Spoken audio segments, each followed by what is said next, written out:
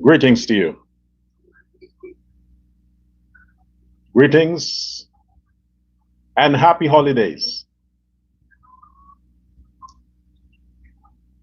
to all you lovely people who have decided to join me today. This is Uncensored Guyana. I am Dr. Prasad. How are you doing?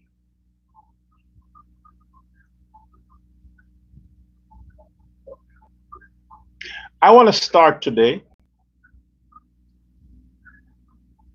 with a prayer.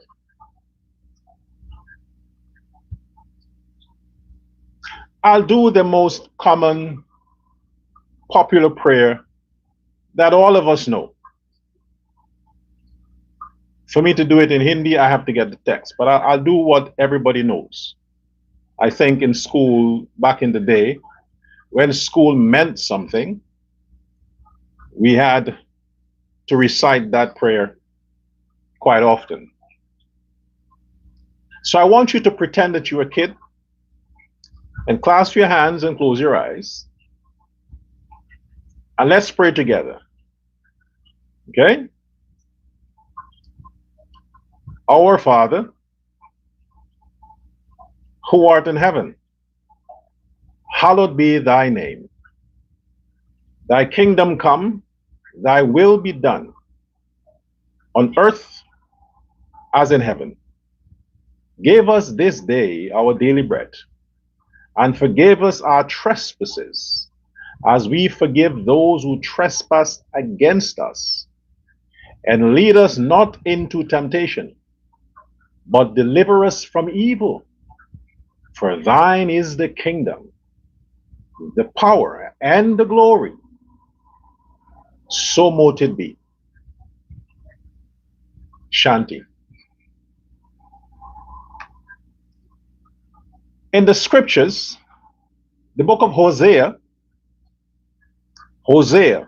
in the Holy Bible, the book of Hosea, chapter 6, and the 4th verse said, and I quote, "My people," the Lord was talking about Israel at the time, and it's applicable today. "My people perish for the lack of knowledge." That is what God, through his prophets, then acknowledged and expressed concern as to. That was God's diagnosis, that his people, the Israelites, perished for the lack of knowledge. It was present and futuristic in its application.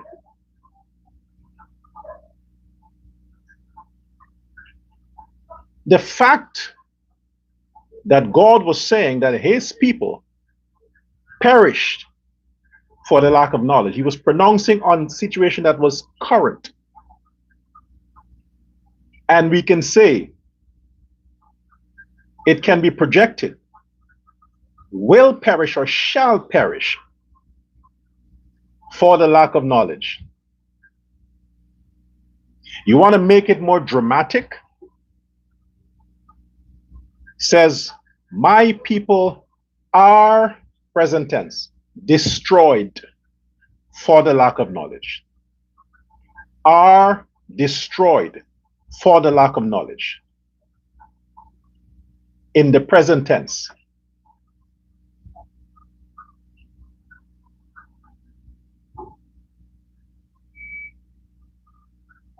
I, Dr. Prasad, borrow that expression from the Almighty that was revealed through the prophets.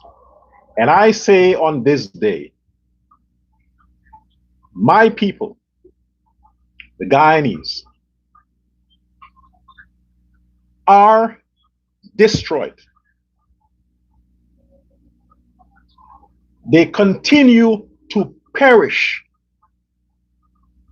for the lack of knowledge. The lack of knowledge. And I'm speaking general knowledge. There is another part of the Bible that says, prove all things and hold fast to that which is good. You don't need to define the word good. Good is good. In God's wisdom, through his prophets, he said, challenging the people at the time and today to prove, evidence, proof, all things and hold fast. Mean you hold it, you hold it, you hold it to that which you have proven to be good. And by that, it's inclusive of truthful, honest, organic, pure, original. That's the good. When you prove that thing, and it has all of those characteristics, that's what you stick in your head. That becomes religion to you and your heart, your mind, your soul. Religion. Because you would have proven it based on evidence, self-satisfaction. You are satisfied. That's the challenge the Creator across religion said to his followers and his people. Don't be a slave to laziness, that you need to depend on the ecclesiastical stool or spoon to feed you their interpretation of events. You have the same ability to understand and use your mind. Place yourself in situation. Let your feelings and your reality give you the impression that suits you.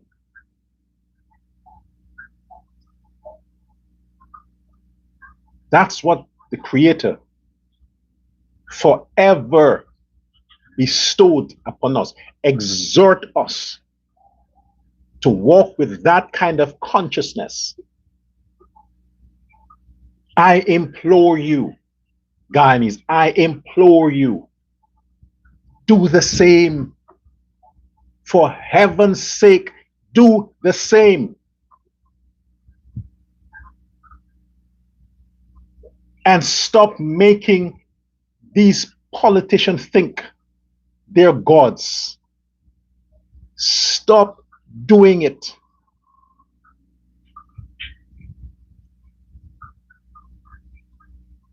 Because they're not.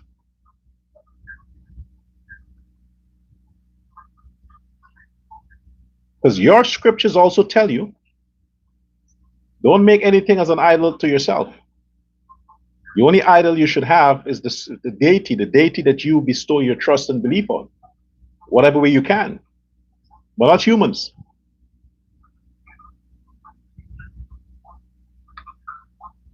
I speak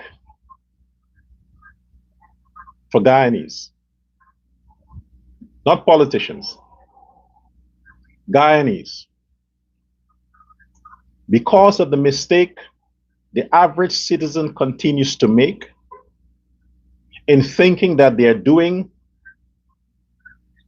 themselves a favor by favoring a politician's dream and prospect. Because of that, every night you retire in your bed and you turn on your mattress and you can feel the board that your mattress is on, blame yourself. Every time you go to sleep at nights and you're so bothered by the mosquitoes that you can't get a good night's rest, blame yourself. Every time you go to sleep at nights, but you can't sleep because you're burdened with the nightmare of what the next day brings, bills to pay, kitchen empty, gas tank is empty, you need to fix your car, your children needs to be serviced, you need to be serviced. So you can't pull any miracles out of your head overnight to realize that reality. Blame yourself. When you see government officials on social media flaunting their wealth, their friends, their children, rubbing the riches in your face, arrogantly talking things on podium, when you come across that on social media, blame yourself. Because all of that you are responsible for. Can every citizen in Guyana experience a comfortable life? Hell yeah. Hell yeah, they can. Why not? Blame yourself. Because to this day,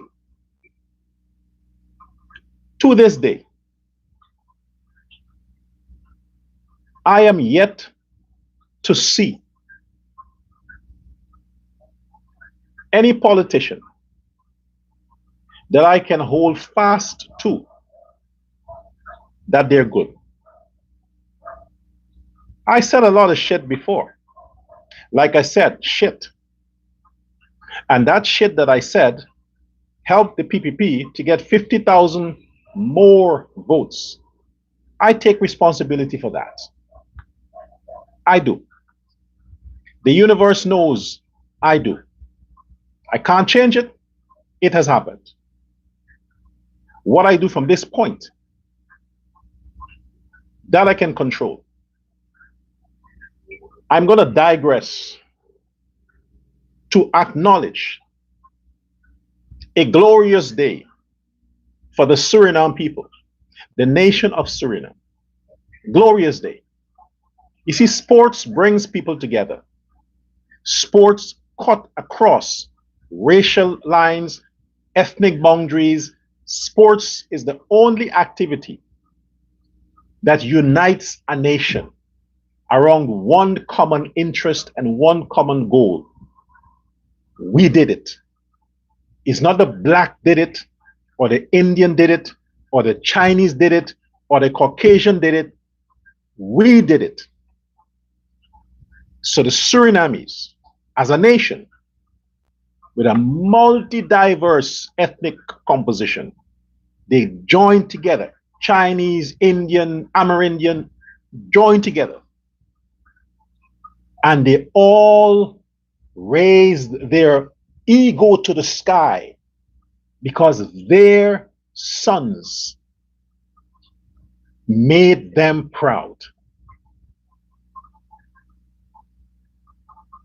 By becoming one of the team in the finals, one step towards winning the FIFA World Cup 2025. One step. It has been decades for the country to have achieved that milestone. It is second to none. There's nothing the country could have done right now that can match being in the finals for the FIFA World Cup. If Suriname wins the World Cup, it meant they would have had, as a small nation less than 1 million people, 600,000 or below that.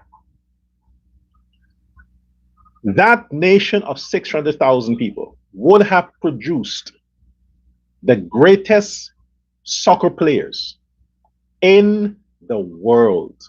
if they win the World Cup. If they win.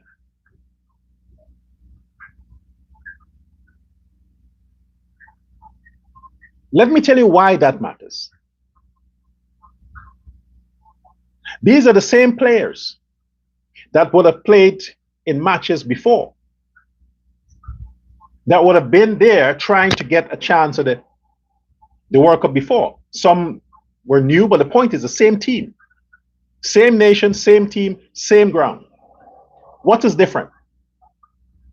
Leadership. Leadership is different.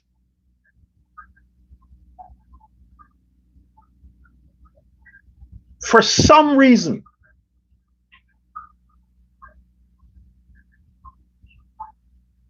the nation of Suriname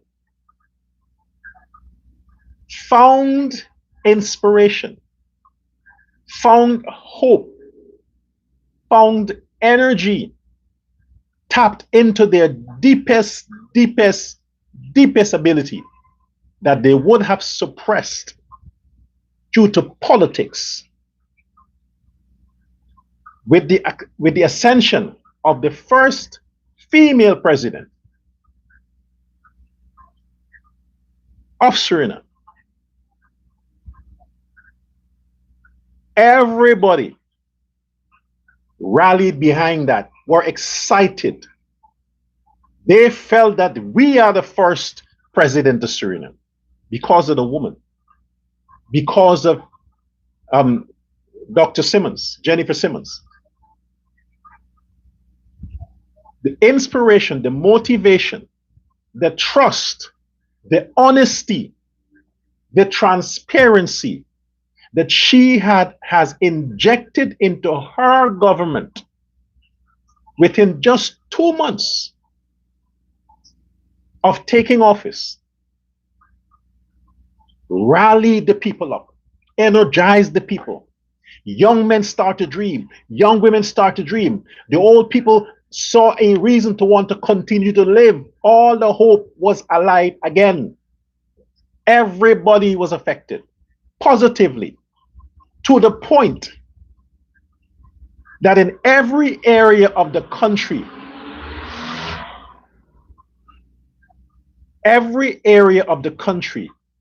you are seeing progress in a short space of time. Crime dropped, enthusiasm increased, students are doing better in school, university is producing more people are getting jobs, more businesses are being opened.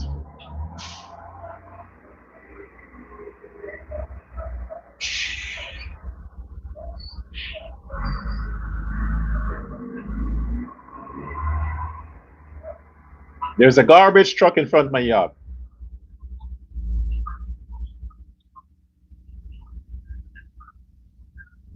Everything is fired up.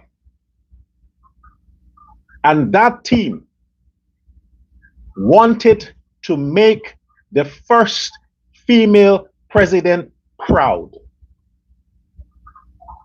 So they tapped into all they had to make their country proud, because they love their president, love their leader, and they want to put the country at that level. So everybody benefited because of the leader. It matters who your leader is. Your scripture also says that, right? If the leader is fucked up, the whole nation is fucked up. If the leader is corrupt, the whole nation is corrupt. Your Bible says that, all the sacred books say that. Be careful who you choose to lead you. Remember all the stories when the Israelites wanted this special person and that special person. You see what happened to the nation? Then God says, okay, fine. This is what you want, go ahead. And when they start having problems, they run to the church, run to the priest, run to this, run to that. Oh, beg the Lord to help us. It matters who runs your country. The previous president, President Santoki, for 5 years, nothing happened in this country. Nothing happened. No enthusiasm, no motivation. The sport sucks. Nobody wanted to hear anything about sports. People just didn't give a shit. They had no reason to want to even live because of how they suffered. They perished. Now they're rising up without oil money because of the leader who surrounded herself with elements of trust, belief. So the people saw the leader is good, so she equipped her cabinet and her people with elements that are good. And the nation is rallying behind that. I want to extend my congratulations, not just to the team, but to the president of Suriname. She stimulated them. She motivated them. To them, she's a mother. They want to make mommy proud. So they did their best and they keep some in reserve for the finals. Let's hope they win. They're also CARICOM. They're one of us. So if they win, we won. The Caribbean.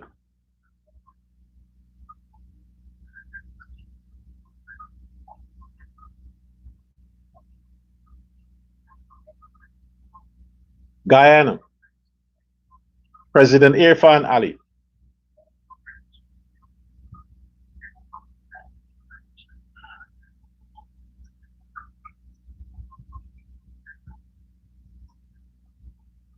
I'm not here to judge you. I don't know you to judge you.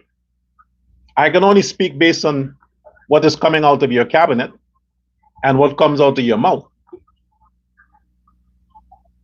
But the environment, the fact that Guyana is still widely divided, the fact that racism is still alive in Guyana, the fact that people are still being discriminated against by their government, the fact that people still see the need to migrate out of Guyana, the fact that every day there are instances of corruption, reports on corruption, corrupt official, lying politician, scammers, crooks, embezzlers, you name it.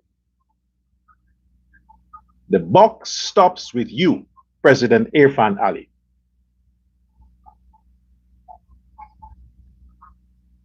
It mattered to the Guyanese people who their leader was. So because of that,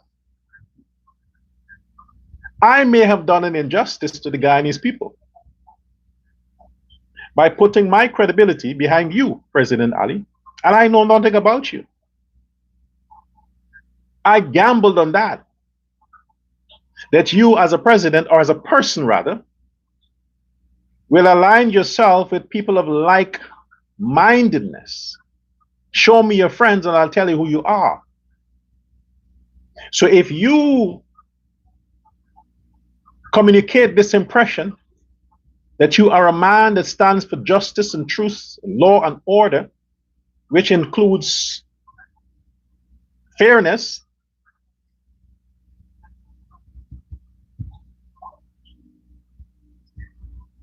then how can you explain the people that you have recycled in your cabinet, the fact that you have people like Gail Teixeira, who's still a minister of governance, Anil Nandalal, and all these other people in your cabinet? What's the explanation for that? Are you saying that they are your friends and like-mindedness? Because if If these people are an extension of you, President Ali, then I was wrong about you.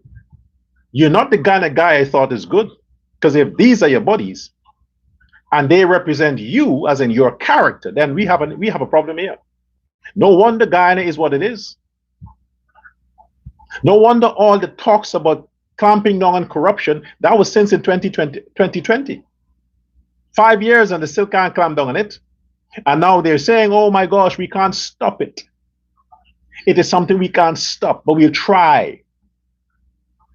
No, but you trying to clamp down corruption, you are clamping down on the mailmen, on the janitors who are doing corruption for your bodies.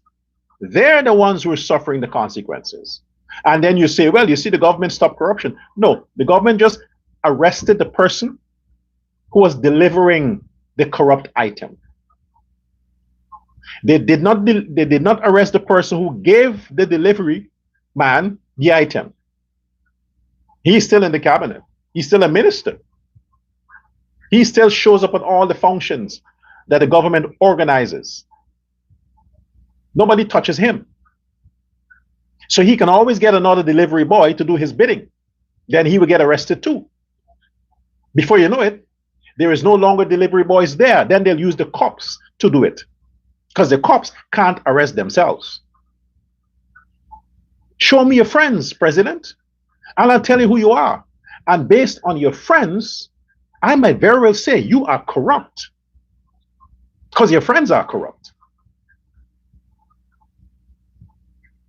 Blatantly lying to a smart population. Do you know that Guyana has the best education system in the Caribbean? Oh, it's not Trinidad.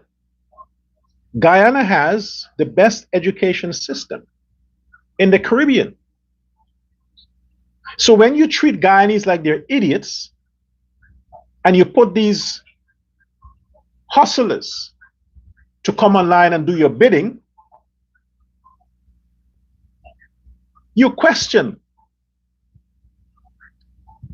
the quality of the education that Guyanese are exposed to, because it seems like they're stupid. You can tell them anything and they buy it. They can't utilize their mind. I mean, they cannot apply what God has said. Prove all things, because to prove things you got to read. You got to be able to use your mental faculties. You got to be able to reason, understand, comprehension, English B. The fact that they're buying every shit that comes out of the cabinet, it means that Guyanese are idiots. They're stupid. I mean, after all, the vice president was correct when he said it back in the day. He know what he was talking about. As a president, he knows that, okay, maybe the quality of education Guyanese are exposed to is shitty. So it can't help them to use their mental powers. So politicians can say anything and they get away with it. Imagine the American had to come out and say, hey, we did not hire a lawyer, or we did not instruct the government to hire a lawyer for us. The Americans came out and debunked that. It seemed like it was the fucking government's idea, because the Americans were moving too slow and they want to push the process.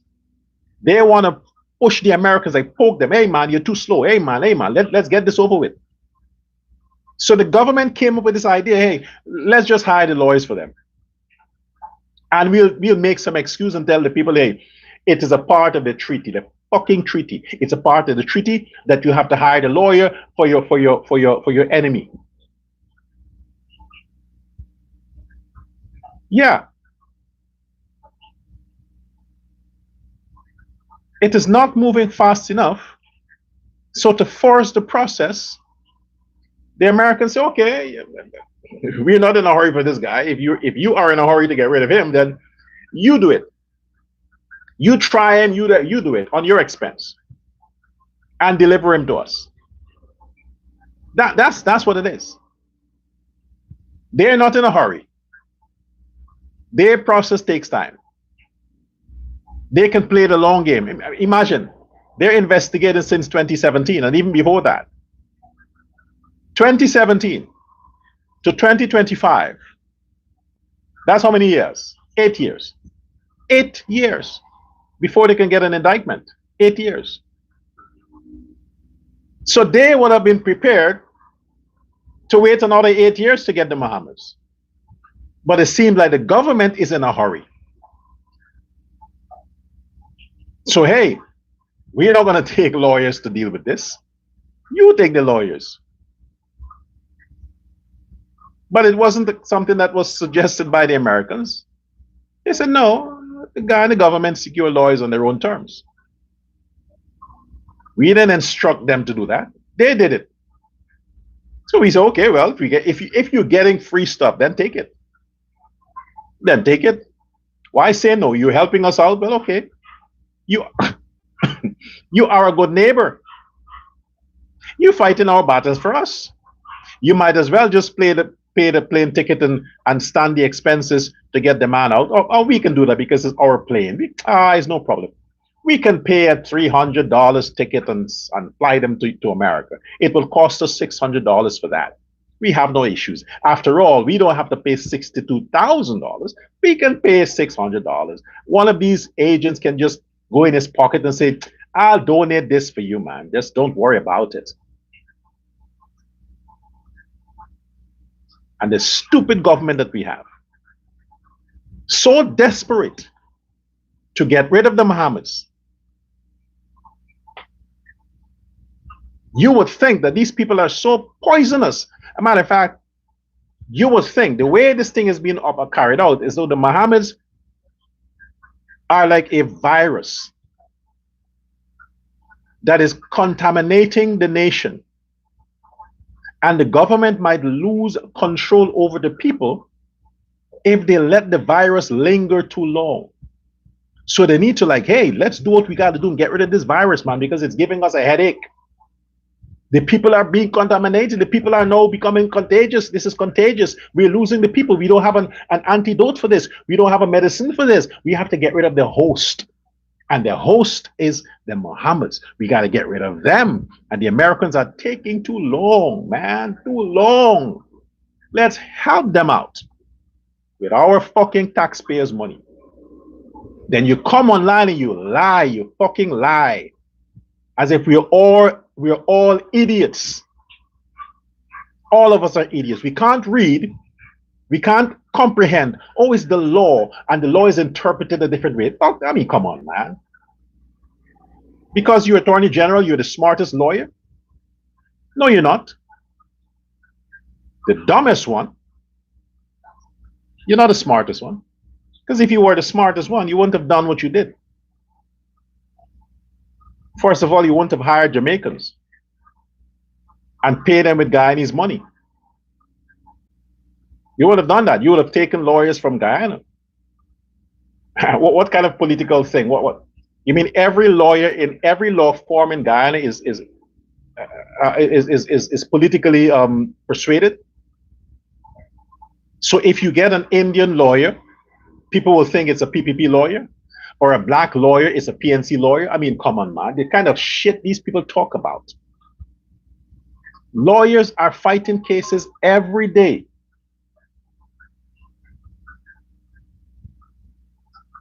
Lawyers are fighting cases every day in the courts in Guyana, every day. But you never hear the verdict was political. Never hear that. They defend blacks and Indians and all kinds of people. But in this special case, you can't trust the lawyers in Guyana because you don't want people to think it's a political thing. It is a fucking political thing. What do you think it is? It is. It's politics. The fact that you hiring private lawyers for the Americans is political. Let the process go how it goes. They made an extradition request. Let it go how it's supposed to go. Let them bring their own lawyers. Let them pay their own lawyer because they're coming into your country.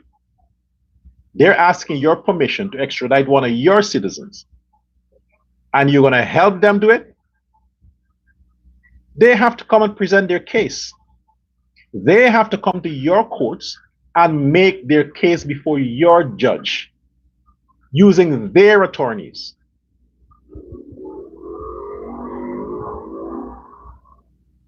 And then we can always file this. The kind of ghetto, well, I did say the ghetto crew. The kind of ghetto language these guys use, man. You know, you overcharge people, and then you say, "Don't worry, no, I know how I'll get that money back." Because you're gonna put on the price of on other commodities, so that other people pay the cost. That's how some business do it. They sell some products under the price. They never lose. Then some other products, they jack the price up so they can recover the cost of the loss on that product on the other products. They do it all the time, price gouging. Politicians do it too. We have seen it plain as day with Anand Nandalal, plain as fucking day. With that guy. So look, I'll come back to that. There is a situation in Essequibo. I've heard it forever.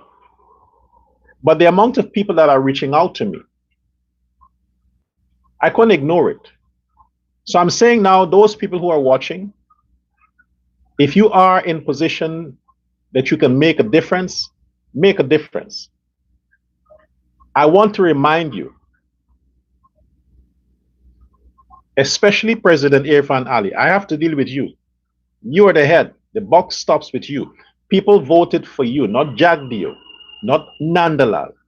None of these cronies you have, nobody voted for them. Guyanese voted for you. The people of Essequibo voted for President Irfan Ali, or Irfan Ali, the candidate. You convinced them that you're the best man for the job. You convinced them that you're humble, that you're a simple person, that you understood their struggles, you know their struggles. You are a country boy from Lenora. You convinced the country because of the stuff you did leading up to the elections. You did it masterly well and got the sympathy of the citizens. Imagine poor people who can't pay their bills, who can't even pay for hospital visits, poor people who can only eat one meal a day, Indo-Guyanese who can only eat dal and curry every day because they can't afford anything else. Those people, that category of people, cried, prayed, sacrificed, used their vehicles to which they can't even put gas in or fix the tires to help other people go to the polling station on September 1st last to vote for an already multi-millionaire man who was president already, to give him a second chance. Imagine those poor people voted for you, President Ali, so you can get richer. No guarantee that they would ever see $1 million, but yet somehow they want you to get richer, more powerful. Only to do what? To know that after you were sworn in the second time, they don't know where to turn now, because they can't turn to the people they didn't vote for. And turning to the people they voted for, they realize that shit, we got played again. Nobody gives a fuck about us. And we think that these rich people care. Now we see they don't care. They pretended to care before elections because they wanted to continue to get rich by our expense. And now we did it again. So look, President Irfan Ali, the people in Essequibo, there's a what do you call it again? A hospital that you recently commissioned there at Essequibo. It's the Lima Hospital. something like that. In that region, that area where the hospital serves, people are suffering. They were suffering there in your first term, and nobody helped them. They're suffering even more now, and nobody is helping them. President Ali. Nobody voted for that health minister. What's his name? The Minister of Health. Nobody voted for him. All the people that you placed in cabinets and ministries, you put them there, President Ali. You did. The Guyanese didn't put them there. You did. People didn't vote for them. So the buck stops with you. But you're treating your government, President Ali, you are treating the Essequibo people like shit, like they're fucking shit, like they're ghetto dogs. That's how you're treating them. Because when they go to these hospitals, that's how the Cubans are treating them. The Spanish speaking, I thought we had an issue with Spanish. You see, I'm sweating. I'm fucking sweating. That's what happens when I'm angry. I'm sweating. And I have ventilation. We have an issue with Spanish speaking people. They're bombing us. They're performing terrorism in the country.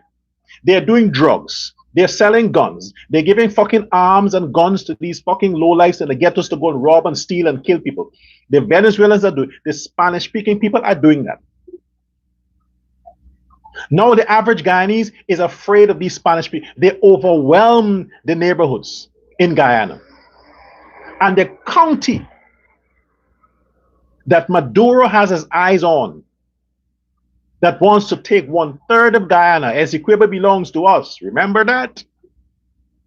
You are flooding the fucking system with a bunch of Spanish-speaking people. Everywhere you turn, there's Spanish-speaking people in Essequibo.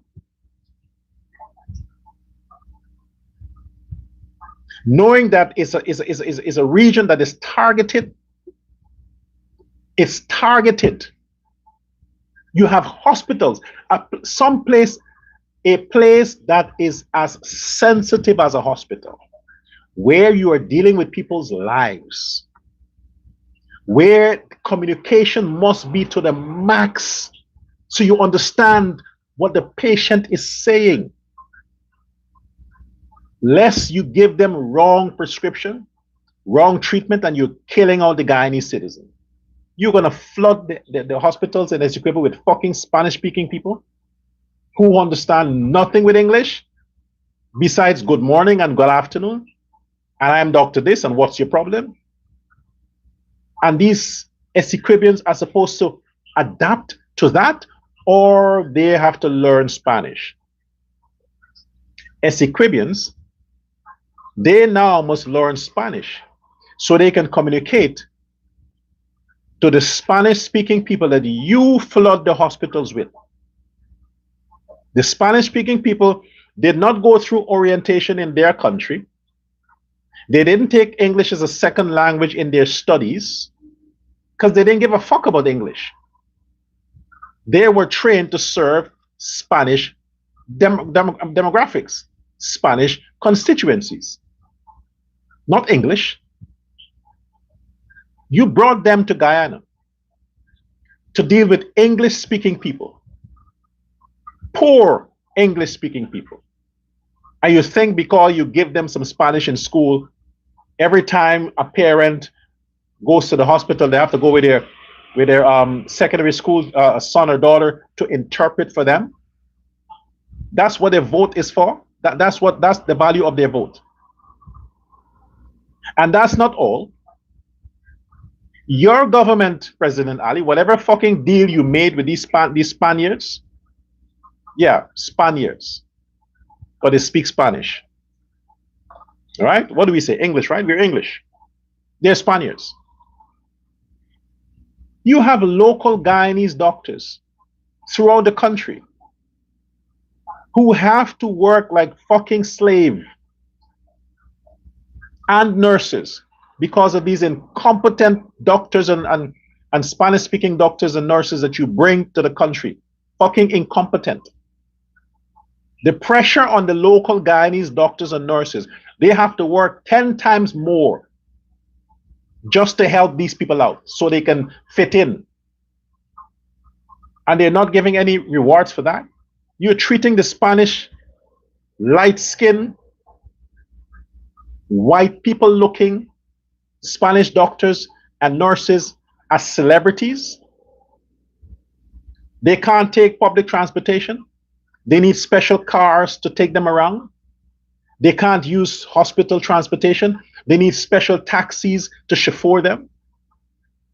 They can't live in ordinary houses. They need special hotel, 5-class or 1st-class hotels in Ezequiel to stay, where they get all these meals, all these extra things. What the fuck is wrong with the government, man?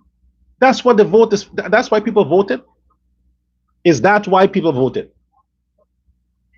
You're treating foreigners like kings and queens, and you're treating Guyanese like a fucking ghetto. Same thing with it's a mentality with the PPP. I think it is. Not the PPP. The ghetto crew at Freedom House. It seemed like it's a mentality now. Treat the foreigners better. After all, Guyanese are used to this kind of low life, low grade, unimportant lifestyle. You know, you move around, you make pictures with Guyanese, give them a hug, let them feel good, and that's it. But the foreigners that you bring, while ignoring Guyanese talent and profession, you're treating the foreigners first class. I wonder where is the lawyers for Anandandalal staying? Is it at the Pegasus Hotel? Is it at one of the hotels that the government officials own? That the government is paying for their stay there as well? Is that how this thing works? Because here is my theory. I think it was a conspiracy. Yeah, Frank Anthony, the doctor of health. Dr. Frank Anthony. Is Frank Anthony a medical doctor? Is he a medical doctor? Because I think if you're going to be the Minister of Health, you have to have a doctorate in medicine, not anything else. Anyway, politics is shitty. Yes, like I was saying. It is a conspiracy. Is it a conspiracy to discourage the local workforce in certain sector so they go or they don't want to work, and then the government officials come online or come on television and they tell the nation, well, we have a problem with staffing. Guyanese don't want to work. Guyanese are lazy. Guyanese are this. Is it a strategic plan to do that so that friends of the government who owns apartment buildings and hotels can cash in on friends of the government sourcing employees from different countries on contracts? So the government has to pay these employees through the agencies of these friends of the government. And these employees, when they come to Guyana, they have first-class hotels, they have transportation, they have meals, they have everything that is made possible by friends of the government. That's how you make the money, right? Because if you have people from Guyana working at these hospitals, they already have place of abode. They know where they live. You don't need to rent buildings for them. You don't need to pay hotels for them. All you need to do is to pay them better salaries. That's all you need to do. They have their own transportation. They have their own houses. It's cheaper for the government to just pay Guyanese professionals more money and let them stay and work than to have to go to fucking Cuba or wherever else and bring these professionals there that you don't even know how much experience they have. They could be just out of the medical school in Cuba. They could be just a year or two. You don't know. Because after all, Guyanese lives don't matter. The main thing is that they're doctors. Don't question how long they're doctors. You see some fucking doctors and nurses that you think they're 16 and 17 years. And they come to Guyana on attractive packages. The remuneration is so good that they can build houses back in Cuba from the salary they get from Guyana. So let's break this down. You can't give Guyanese nurses and doctors free meals, free transportation, and free housing. You can't do that. But you can do it for Spanish-speaking people that you brought. They didn't come on their own. You went and you got them. And you're paying them much more than you're giving your own people. Now, PPP supporters who have a problem with me, try to break that down in your mind. Try to do that. Do your own calculation. And while you do your calculation, don't forget I said at the beginning of my show, I said, my people perish for the lack of knowledge. That's what I said. Because Guyanese trust these seasoned professional politicians, whatever they say, yeah, but the president said this, so I believe the president, then good. Then believe the president. Yeah, well, you heard what the attorney general said. Okay, good, believe the attorney general. But that's you. Don't fucking try to convince me. You believe it, that's you. Live according to that. So in this sense, when they come out and they say stuff about the Essequibo situation there, no, you tell the people that they're lying. Say to the Essequibo nurses and doctors they're lying. Tell them they're lying. You believe the Cubans and believe your government over the people there. Tell them they're lying. Tell all the patients that goes to those hospitals who can't find care, tell them they're lying. Believe the Minister of Health. Oh, free scanning, free TC scan, free this, free that. They make a fucking show. But the reality is not that. The reality is far from what these politicians continue to bring to the fore. It's not that. Believe your citizens. Because when you find yourself in that position, Guyanese, and you get a taste of what the average person is experiencing, then you will know. But for now, you may have your handouts from the government. You may be getting your cash grants in whatever way. You may have some company that is connected to you. You may have all of that. So you have no issues with money. You have no issues with your job. None of that. So yes, you can come out and say shit. You can try to use whatever you can to paint a good picture that no, he's lying, the government is, you can do that because you don't have a need. But when you have tens of thousands of people turning their back on the government just 2 months after elections, believe the people.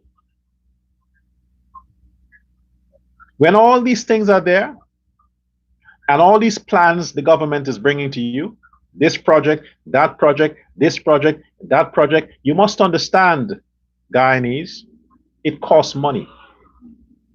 All of it costs money.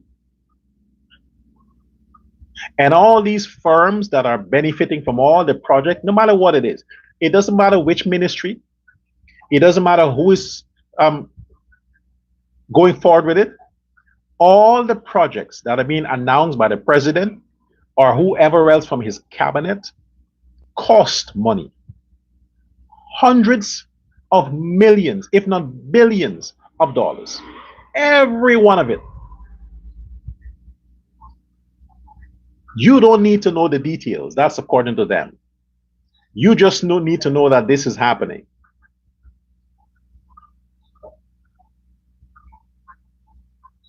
And when these projects are completed,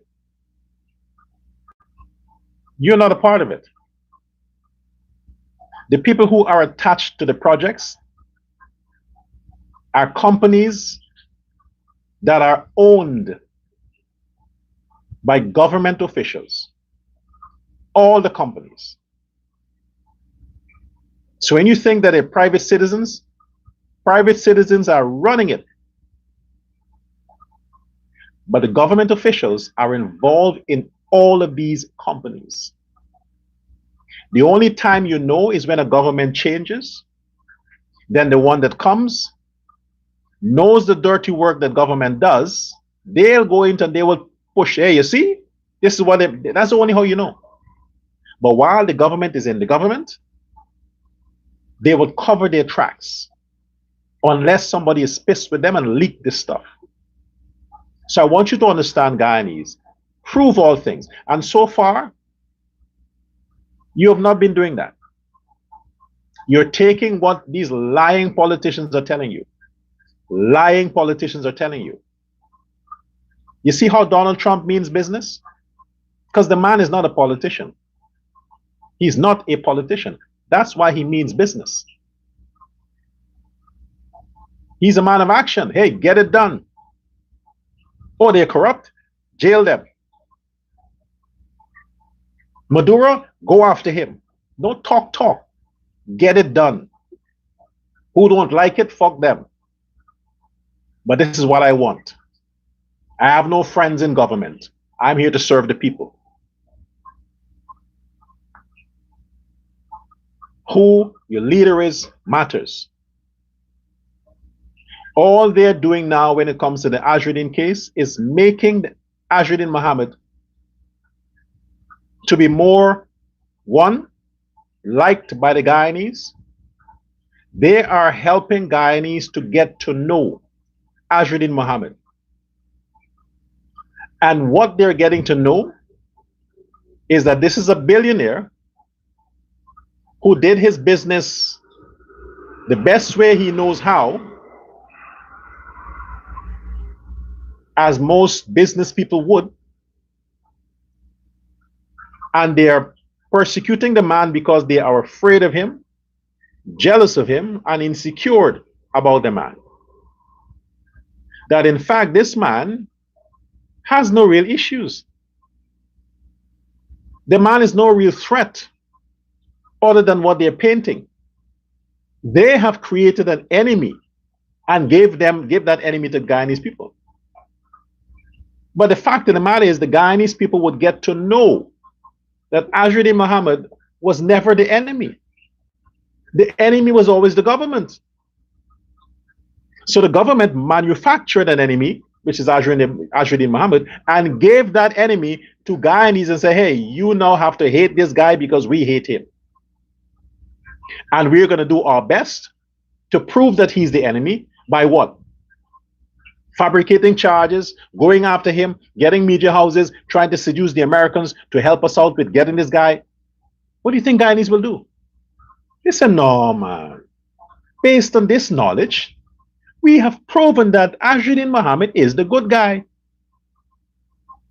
So we need a good guy who's a billionaire to be the leader of the country. And then maybe crime will go down. Maybe all these Spanish-speaking people would go back to their country.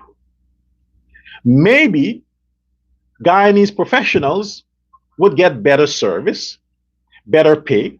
Because if you have a leader that cares about the people, the PPP is helping us now to get to know that this guy cares about the people, because we did not know all the stuff they're talking about this guy before. They are now introducing us to this Mohammed guy. Because of the PPP, Guyanese get to know who Mohammed is. And the way they're doing it, Guyanese are loving the man more. The more they pressure the man, the more Guyanese are loving the man. So if the Guyanese chooses Mohammed as president in 2030, thanks to the PPP, President Ali, vice president, and this idiot Nandala, thanks to them, because they don't fucking stop with the man. They just don't need to. When you're on your podium, president, talk about something else. Let people like me talk about Muhammad. The more you talk about the Muhammads, the more you're showing that you are insecure, that the man is a threat to you. Be proud. I mean, you are the president. Unless you believe that by September next year, the parliament would vote against you, unless that's the case, well, then I can understand the insecurity.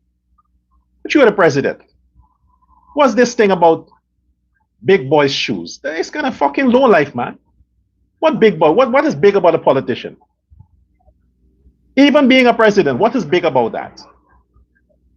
You didn't make yourself president. People made you president. So the big boy's shoe belongs to the voters. It's the voters who made you president. You don't have that rhetoric online, this arrogance. It's not humble. You're pissing people off when you talk like that. Because if we should look at the reality, Muhammad is the big boy. Not you, President Ali, Muhammad. Because he's more popular, he's richer, and he's younger. So you're not the big boy, he is. Because if you have a vote tomorrow with Ashudin Mohammed and Irfan Ali, if you have an elections tomorrow, I bet you, with Irfan Ali and Ashudin Mohammed, those two candidates, Mohammed will win. Easily. He'll win. You have to be more humble, President Ali. This is your last term, but you don't want to leave a legacy of bitterness. You see, they're not done with Jagdeo. People will never come off of Jagdeo's case because of the arrogance during his presidency. Until now, people will never get off of that case. You don't want that to linger behind you. There is no big boy shoe in politics. You can't do it without the people. You are nothing without the people. So all these people that may be at your event, these so-called elite as they call themselves, cabinet fucking ministers, they are not fucking big boy shoes. What kind of big boy shoes are them? I mean, what kind of elite are they? People made them who they are. People made you and you made them. Nobody asked for that. And the fact that you surround yourself with all of these people with such a big question mark is bad for your credibility. Very bad for your credibility. And your people are suffering. When I say your people, I'll be specific. Indo-Guyanese. They're suffering. All these things you talked about before elections. I don't give a fuck about cash grants. You think I give a fuck about that? You honestly think the Indo-Guyanese give a fuck about cash grants? Cash grant is a black thing. Black people are obsessed with that kind of, welfare stuff. It's not an Indian thing. You should know better. Indian people don't go standing up in line for any fucking free stuff or they don't do that. Indian people are too proud for that. They're too proud for that. So you're pushing this stuff, and then you have the Mohammeds are playing with your emotions and it was tugging you or poking you with this whole cash grant stuff. You should be beyond that, man. Live above that. The Mohammeds are doing it to piss you off. They know you can't deliver with cash grants by December. They know that. I know that. So don't let it get under your skin. Mohammeds will do what Mohammeds does best. Piss you off. Ignore it. We know that politicians say all kinds of stuff to get elected. So if you would have said you promised cash grants before December, maybe you said it because you need votes. Politicians say stuff to get elected. Norton said he would give $500,000 in cash grants, right? Did people buy that? They didn't buy it. Ashridin said he will give 400,000. Well, the blacks bought it because they voted for him. So get off this high horse, man. You are the president. Do you need to remind people about that? You're the one who called the shots. Well, I thought you do, but I heard that it's Jack there who calls the shot. But nevertheless, don't drop yourself to deal with Muhammad. Muhammad is an idiot. He's an idiot. He's a billionaire spoiled brat that is an idiot. You are supposed to be the academic. You're going below to deal with an idiot who has money. He has nothing to lose. Nothing to lose. Deal with the corrupt people you have in your government. Serve the people.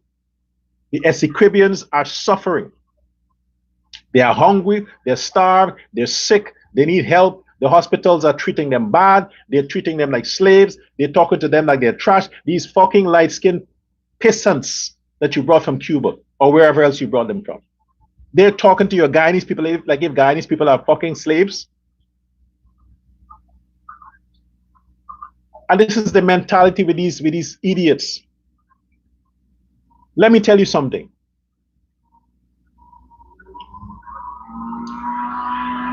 I judge people from the content of their character. That's how I judge people. I judge you after I get to know you. But if anybody has any fucking inclination to think that because they have some kind of poor quality skin, which is a fucking light skin, because if you don't have melanin, you're fucking poor quality skin. That's biology. That's fucking biology. The lighter you are, is the poorer the quality of your skin is. All right? But it's reverse psychology for people to think if they look like close to white people, they're gods.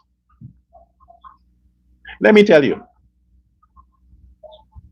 If you think because of that mentality, and you go to Guyana, and you see brown skin, dark skin, whatever people, and you want to treat them like they're lesser class because you're fucking light skin, then fuck you.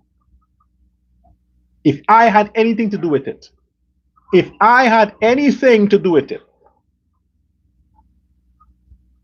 I will bring nurses and doctors from India and the very dark skinned ones, because they're the best.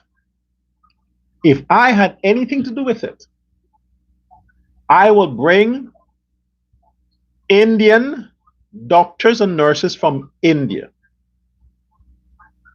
Bangladesh, wherever, that side of the world. I'll bring them and I'll give them special treatment. Because when they look at Guyanese, they'll see a brother and a sister. And they speak English. They don't have that mentality that, oh, I'm light skinned, so you're not. No, that's not a thing with Indians. That's a fucking thing with Cubans, Venezuelans. You know, those types who think that because they're light skinned, they're better than the dark skinned ones. That's how they treat the people in Cuba. The dark skinned people in Cuba are being suppressed. The dark skinned people in Venezuela are being suppressed. They call them, what's the name they call them? It's a funny name, not nigger, but some other name, just like nigger. And you're bringing them in the hospital system, where they can kill your citizens fast to treat Guyanese like dogs and cats. I'm not done with that. It's wrong. Pay Guyanese doctors and nurses. You have thousands of nurses abroad. Bring them back. Give them special treatment. Give them free food and free housing and special money. Bring the Guyanese nurses and doctors from abroad. Bring them back to Guyana. Send them to Essequibo and give them special treatment. Your bodies will still make money. Because all them hotels that they have that they're not getting guests, they can still rent it to the government. to house these nurses and doctors, but let them be Guyanese nurses and doctors. Spend my tax dollar on fucking Guyanese. Give Guyanese people that money. Fuck the Cubans or the Spanish speaking people. They want to colonize Guyana. Or did you forget? It's Friday. I thought I wouldn't cuss today, but I hope that Dorga Ma forgives me. Today is Dorga's day, so, you know. But I can't, you deal with politicians, man, you can't help it. Share this live. Share the live, make your comments, let me hear what you're saying. Let me get your story, please. I'm going to restore Guyana back to Guyanese. Fuck the politicians. We are one. We the people. We the people. Thank you for your support. Remember, your donation matters. Your subscription, your donation matters. If you don't have a Zella account, you're not in North America, where you are, you don't have a Zella account, then contact me via my WhatsApp number. And I will tell you how you can make that via Western Union or MoneyGram. But your contribution is important. Even if it's $100, it's still good. It goes a far way. Because politicians, governments, I'm not a friend of the government, so you know I'm screwed. And the fact that I'm talking this way, I am even more screwed.